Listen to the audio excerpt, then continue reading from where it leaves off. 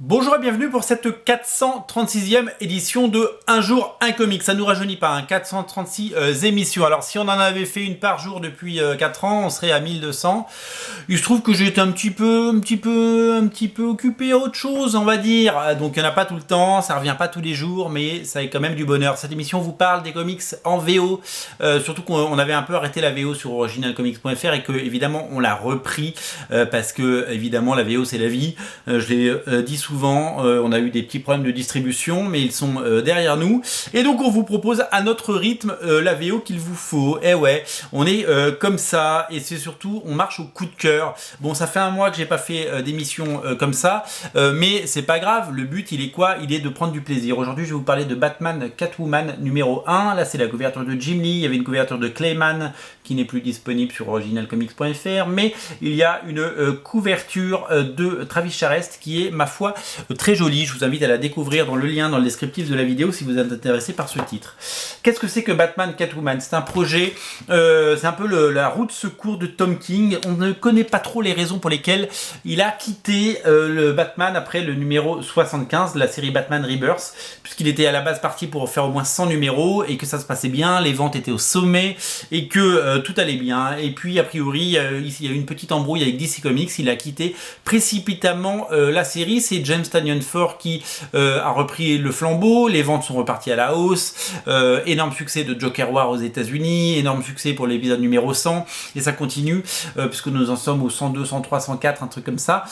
Voilà, donc Tom King, il a été annoncé sur, on lui a dit ouais, ben on lui a filé notre série Batman, et finalement ce sera Batman Catwoman. Donc beaucoup ont pensé que ce serait une série de seconde zone, un truc un petit peu genre voilà, ça va le calmer, il ira pas dans les médias dire que DC Comics c'est le grand méchant loup.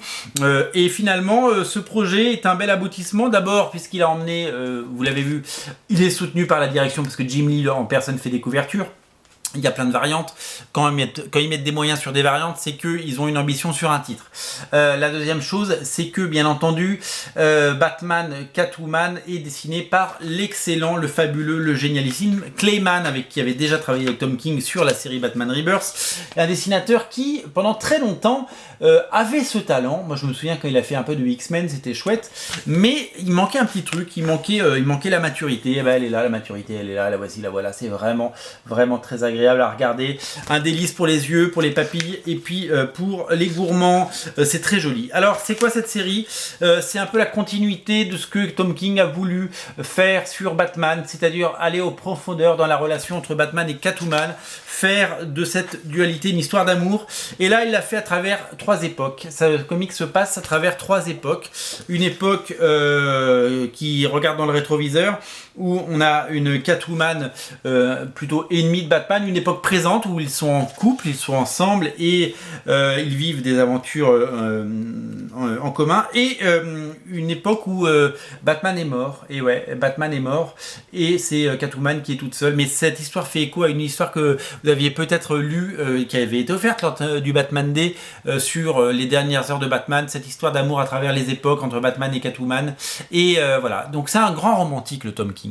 C'est beau, c'est bien fait, c'est super chouette, c'est attendrissant et c'est fort, et c'est parti pour 12 numéros. C'est une maxi-série qu'on va suivre évidemment numéro par numéro sur originalcomics.fr. Le numéro 1 est déjà disponible, le numéro 2 arrive très bientôt.